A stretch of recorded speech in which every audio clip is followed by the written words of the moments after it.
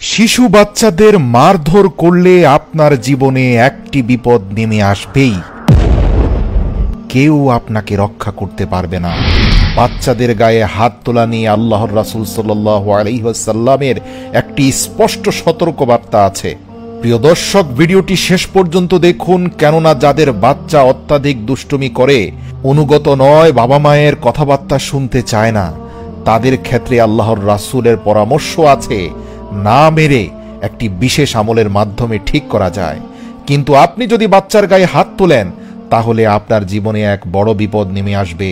অনেক মানুষের জীবন পরিবার ধ্বংস হয়ে গেছে ছোট কচি কাঁচা শিশুদের গায়ে হাত তুলে। প্রিয় দর্শক, ভিডিওটি শেষ পর্যন্ত দেখুন।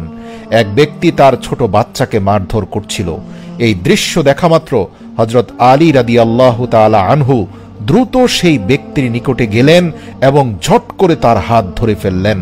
ধরে হেঁচকা টান দিয়ে নিজের কাছে এসে বললেন, হে আল্লাহর বান্দা, নিজের উপর জুলুম করছো কেন? তুমি কি তোমার নিজের জীবনকে ভালোবাসো না?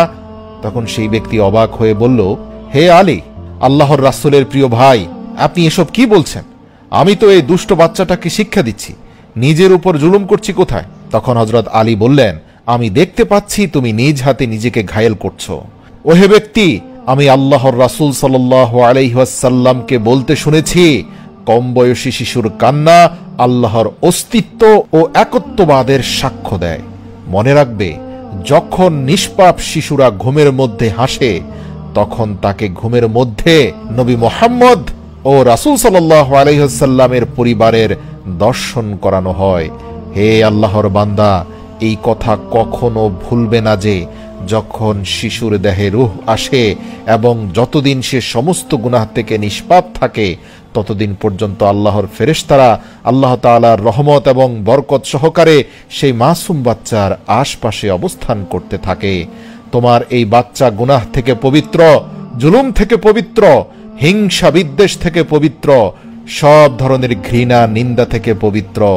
একবার কি ভেবে দেখেছ, এই সকল বিষাক্ত চিন্তা থেকে তুমি নিজে কি পবিত্র?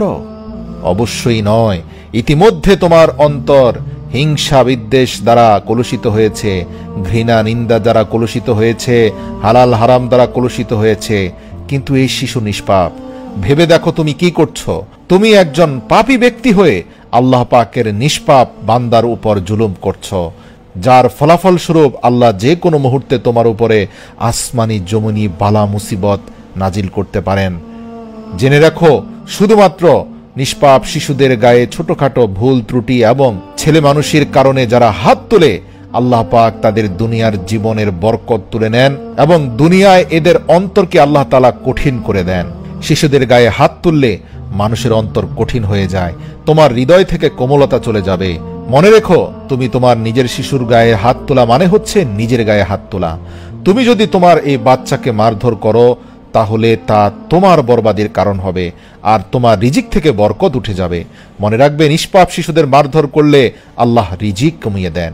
তখন সেই ব্যক্তি বলতে লাগলো, হে আলী, আমি আল্লাহ পাকের কাছে ইস্তিগফার করছি, আমার এই গুনাহ যেন আল্লাহ ক্ষমা করেন। এবার আপনি আমাকে বলুন, আমার এই বাচ্চাটি আমাকে অনেক বিরক্ত করে, আমি তাহলে এ থেকে কিভাবে পরিত্রাণ পেতে পারি? বুঝতে পারছি এখন থেকে আর কখনোই তাকে আমি আঘাত করব না, আদর ভালোবাসা দিয়ে বড় করব। কিন্তু তার ত্রুটি বিচ্যুতির জন্য আমি কি করতে পারি? হযরত আলী রাদিয়াল্লাহু তাআলা আনহু বললেন, যখন তোমার বাচ্চা খুব বেশি পরিমাণে দুষ্টুমি করবে, তোমাকে বিরক্ত করবে, তখন তুমি তার মাথায় হাত রেখে আল্লাহর রাসূল এবং তার পরিবারের প্রতি দুরূদ পাঠ করবে। তুমি দুরূদে ইব্রাহিম পাঠ করবে এবং পরপর 1 বার, 3 বার, সর্বোচ্চ 5 বার পর্যন্ত এই আমল করবে।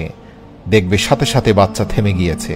কখনো কখনো এই আমল করার পরেও যদি বাচ্চা না থামে, বুঝতে পারবে এই বাচ্চার এই কর্মকাণ্ডর প্রতি আল্লাহ রাব্বুল আলামিন খুশি রয়েছেন, কিন্তু সে এখন যাই কিছু করছে তা তোমার ধৈর্যের পরীক্ষার জন্য করছে। মনে রেখো, বাচ্চা কাচ্চা দুষ্টুমি করবেই, এটা তাদের স্বভাব। আল্লাহ পাক পবিত্র কোরআনে বাচ্চাদের খেলাধুলার বয়স নিয়ে কথা বলেছেন। তিনি বলেছেন, যখন ইব্রাহিমের ছেলে ইসমাইল খেলাধুলার বয়সে পরিণত হয়েছে, তখন আমি ইব্রাহিমকে বিশেষ স্বপ্ন দেখিয়েছি।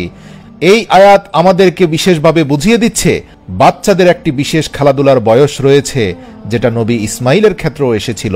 তাই খেলাধুলার বয়সে খেলাধুলার ছলে বাচ্চারা অনেক কিছু করবে। এখানে অভিভাবকদের ধৈর্যের পরীক্ষা আল্লাহ নিচ্ছে।